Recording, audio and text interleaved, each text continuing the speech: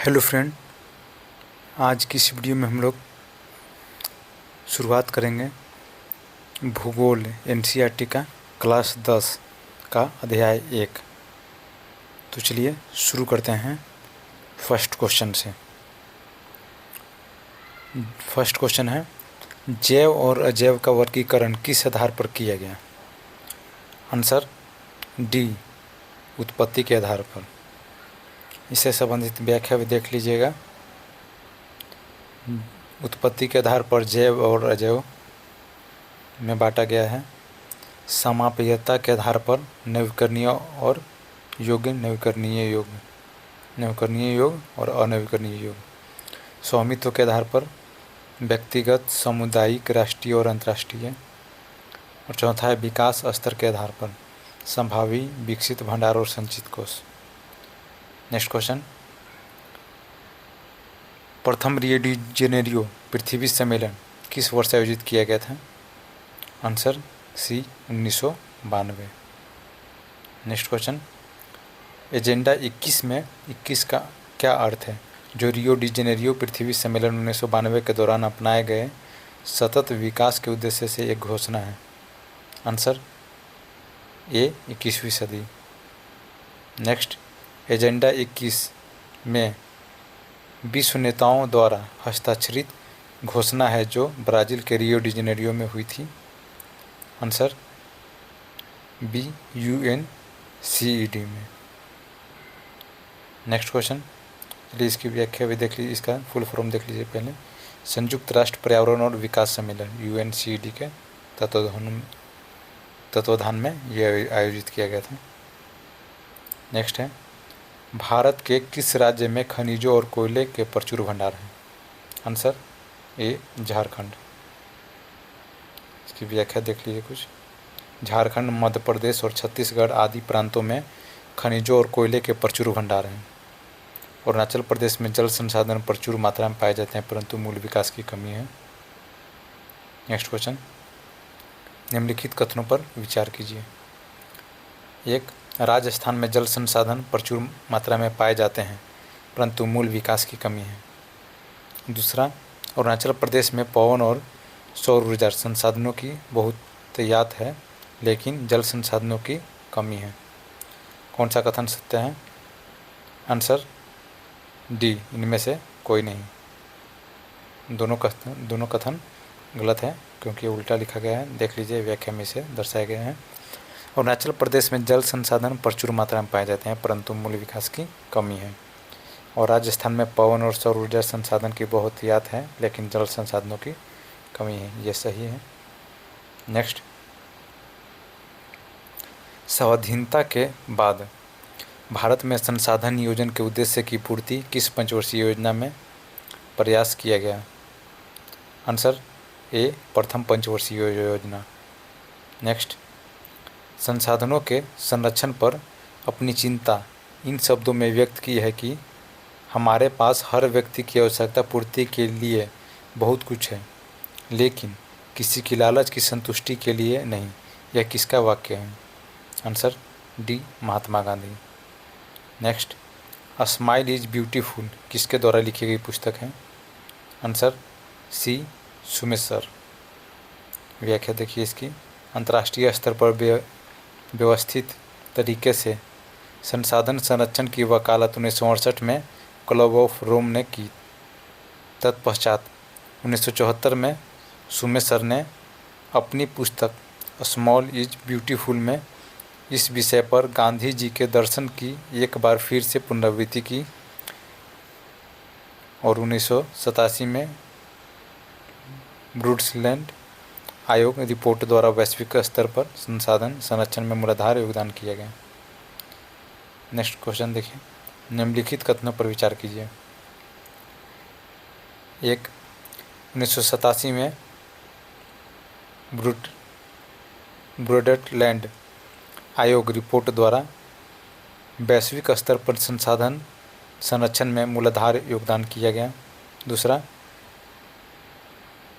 ब्रुंडटलैंड आयोग रिपोर्ट बाद में हमारा साझा भविष्य शीर्षक से पुस्तक के रूप में प्रकाशित हुई। कौन सा कथन सत्य है? आंसर बी, 1 और 2 दोनों कथन सत्य हैं। नेक्स्ट, निम्नलिखित कथनों पर विचार कीजिए। 1. भारत में लगभग 30% भू क्षेत्र मैदान है जो कृषि और उद्योगों के विकास के लिए सुविधाजनक है। ठीक है। और दूसरा, पर्वत पूरे भू क्षेत्र के 43% भाग पर विस्तृत है। तीसरा, देश के क्षेत्रफल का लगभग 27% हिस्सा पठारी क्षेत्र है। कौन सा कथन असत्य है? आंसर सी, उपयुक्त में से कोई दो यानी ऊपर में से कोई 2 गलत है। देखिए कौन सा गलत है। एक पहला गलत है, 30% भू क्षेत्र मैदान नहीं बल्कि 43% मैदान है। और उसके बाद में दूसरा भी गलत है, पर्वत 43% पर नहीं बल्कि 30% पर है। ये दोनों आपस में उल्टा करके लिख दिया गया है। बाकी 27% पठारी क्षेत्र, ये सही है। नेक्स्ट क्वेश्चन, भारत का कुल भौगोलिक क्षेत्रफल कितना लाख वर्ग किलोमीटर है? Answer D, 32.8। इसका 32,87,263 वर्ग किलोमीटर ऐसे हैं। नेक्स्ट, भारत देश में राष्ट्रीय वन नीति 1952 द्वारा निर्धारित वनों के अंतर्गत कितने प्रतिशत भौगोलिक क्षेत्र वांछित हैं? Answer B, 33%। नेक्स्ट, भारत में लगभग कितने करोड़ हेक्टेयर भूमि निम्नीकृत हैं? Answer A, 13। नेक्स्ट, निम्नलिखित के संदर्भ में निम्नलिखित कथनों पर विचार करना है। 1. झारखंड, छत्तीसगढ़, मध्य प्रदेश और उड़ीसा राज्यों में वनोन्मूलन भूमि निम्नीकरण का मुख्य कारण खनन है। दूसरा, गुजरात, राजस्थान, मध्य प्रदेश और महाराष्ट्र में भूमि निम्नीकरण का मुख्य कारण अति खनन है। तीसरा, पंजाब, हरियाणा और पश्चिमी उत्तर प्रदेश में भूमि निम्नीकरण का मुख्य कारण अधिक पशुचारण है। कौन सा कथन असत्य है? आंसर ए, केवल 2 और 3 असत्य है और 1 सही है। देख लीजिए इसमें कैसे गलत है, व्याख्या में स्पष्ट होगा। गुजरात, राजस्थान, मध्य प्रदेश और महाराष्ट्र में अति पशुचारण भूमि निम्नीकरण का मुख्य कारण है। और पंजाब, हरियाणा और पश्चिमी उत्तर प्रदेश जैसे राज्यों में अधिक सिंचाई भूमि निम्नीकरण के लिए उत्तरदायी है। ये सही है, उसमें जो गलत था उसकी व्याख्या दिए गए हैं। नेक्स्ट क्वेश्चन है, निम्नलिखित कथनों पर विचार करें। 1. अति सिंचन से उत्पन्न जलाक्रांतता की भूमि निम्नीकरण के लिए उत्तरदायी है जिससे मृदा में लवणीयता और क्षारीयता घट जाती है। दूसरा, भारत के विभिन्न भागों में औद्योगिक जल निकास से बाहर आने वाला अपशिष्ट पदार्थ भूमि और जल प्रदूषण का मुख्य स्रोत है। कौन सा कथन सत्य है? आंसर ए, केवल 2 कथन सत्य है, 1 गलत है। देख लीजिए इसकी व्याख्या स्पष्ट। अति सिंचन से उत्पन्न जलाक्रांतता की भूमि निम्नीकरण के लिए उत्तरदायी है जिससे मृदा में लवणीयता और क्षारीयता बढ़ जाती है, न कि घटती है। नेक्स्ट क्वेश्चन, भूमि निम्नीकरण की समस्याओं को सुलझाने के लिए निम्नलिखित कथनों पर विचार करें। 1. वनारोपण और चारागाहों का उचित प्रबंधन। दूसरा, पेड़ों की रक्षक मेखला। तीसरा, पशुचारण नियंत्रण और रेतीले टीलों को कांटेदार झाड़ियाँ लगाकर। कौन सा कथन सत्य है? आंसर सी, उपयुक्त में सभी, तीनों कथन सत्य हैं। नेक्स्ट क्वेश्चन, जलोढ़ मृदा के संदर्भ में कथनों पर विचार करना है।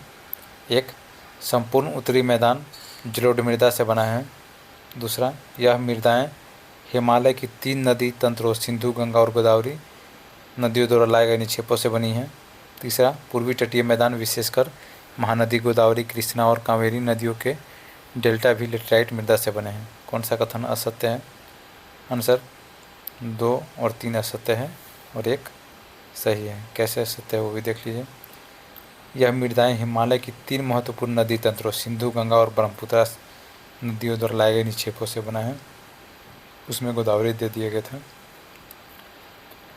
और एक संकरे गलियारे के द्वारा यह मृदाएं राजस्थान और गुजरात तक फैली है। पूर्वी तटीय मैदान विशेषकर महानदी, गोदावरी, कृष्णा और कावेरी नदियों के डेल्टे भी जलोढ़ मृदा से बने हैं। आप इसमें देख लीजिएगा, इसमें लेटराइट मृदा से बने हैं लिखा है। व्याख्या से आप लोग को स्पष्ट हो जाएगा। नेक्स्ट क्वेश्चन है, उत्तरी मैदान में नदी के मुहाने से घाटी में ऊपर की ओर जाते हैं तो मृदा का आकार, आंसर बी, बढ़ता है। नेक्स्ट, पर्वतों की तलहटी पर बने मैदान जैसे द्वार, चो क्षेत्र और तराई में पाई जाने वाली मृदा होती है, आंसर डी, जलोढ़ मृदा। जलोढ़ मृदा में रेत, सिल्ट और मृतिका के विभिन्न अनुपात पाए जाते हैं। नेक्स्ट क्वेश्चन है, जलोढ़ मृदा के संदर्भ में कथनों पर विचार करें। एक, आयु के आधार पर जलोढ़ मृदा 3 प्रकार की होती है। दूसरा, बांगर मृदा में कंकर ग्रंथियों की मात्रा ज़्यादा होती है। तीसरा, खादर मृदा में ज़्यादा मोटा कण पाए जाते हैं। कौन सा कथन सत्य है? आंसर सी, उपयुक्त में से कोई एक, यानी ऑप्शन बी, यानी कथन 2 सही है, बाकी 1 और 2 गलत हैं। आयु के आधार पर जलोढ़ मृदा 2 प्रकार की ही होती है। देख लीजिए, कणों के आकार या घटकों के अलावा मृदाओं की पहचान उनकी आयु से भी होती है। आयु के आधार पर जलोढ़ मृदा 2 प्रकार की होती है, पुरानी जलोढ़ मृदा जिसे बांगर और नया जलोढ़ मृदा खादर। बांगर मृदा में कंकर ग्रंथियों की मात्रा ज़्यादा होती है। खादर मृदा में बांगर मृदा की तुलना में ज़्यादा महीन कण पाए जाते हैं, ना कि मोटा कण। नेक्स्ट क्वेश्चन है, जलोढ़ मृदा के बारे में कौन सा कथन गलत है? एक, जलोढ़ मृदा बहुत कम उपजाऊ होती है। दूसरा, अधिकतर जलोढ़ मृदा पोटास, फास्फोरस और चूना युक्त नहीं होते। कौन सा कथन सत्य है? आंसर डी, उपयुक्त में से कोई नहीं, यानी दोनों का दोनों कथन गलत हैं। देख लीजिए व्याख्या, जलोढ़ मृदाएँ बहुत उपजाऊ होती हैं। अधिकतर जलोढ़ मृदाएँ पोटास, फास्फोरस और चूना युक्त होती है, जो इनको गन्ने, चावल, गेहूँ और अन्य अनाजों और दलहन फसलों की खेती के लिए उपयुक्त बनाती हैं। नेक्स्ट क्वेश्चन है, रेगुर मृदा को दूसरे किस नाम से जाना जाता है? आंसर डी, काली मृदा। नेक्स्ट, काली मृदा किस फसल के लिए उपयुक्त है? आंसर बी, कपास। नेक्स्ट क्वेश्चन है, भारत में मृदा कितने प्रकार के पाए जाते हैं? आंसर सी, 8 प्रकार के। नेक्स्ट क्वेश्चन, काली मृदा के संदर्भ में कथनों पर विचार करें। एक, काली मृदा बहुत महीन कणों से बना है। दूसरा, ये मृदा पोटास, फास्फोरस और चूना युक्त की मात्रा ज़्यादा होती है इसमें। तीसरा, उत्तरी पश्चिमी दिशा में गोदावरी और कृष्णा नदियों की घाटियों तक फैली है। कौन सा कथन सत्य है? आंसर बी, केवल एक कथन सत्य है। देख लीजिए व्याख्या, दक्षिणी पूर्वी दिशा में गोदावरी और कृष्णा नदियों की घाटियों तक फैली है। काली मृदा बहुत महीन कणों अर्थात मृतिका से बनी है। इसकी नमी धारण करने की क्षमता बहुत होती है। इसके अलावा ये मृदाएं कैल्शियम कार्बोनेट, मैग्नीशियम, पोटास और चूने जैसे पौष्टिक तत्वों से परिपूर्ण होती है, परंतु इनमें फास्फोरस की मात्रा कम होती है। गर्म और शुष्क मौसम में इन मृदाओं में गहरी दरारें पड़ जाती है, जिससे इनमें अच्छी तरह वायु मिश्रण हो जाता है। चलिए नेक्स्ट क्वेश्चन, किस मृदा में दक्कन के पठार के पूर्वी और दक्षिणी भाग में कम वर्षा वाले क्षेत्रों में रवेदार आग्नेय पर विकसित होती हैं? आंसर सी, लाल मृदा में। नेक्स्ट क्वेश्चन, निम्नलिखित कथनों पर विचार करें। एक, मृदा का लाल रंग जलयोजन के कारण होता है। दूसरा, मृदा का पीला रंग लौह धातु के कारण होता है। कौन सा कथन सत्य है?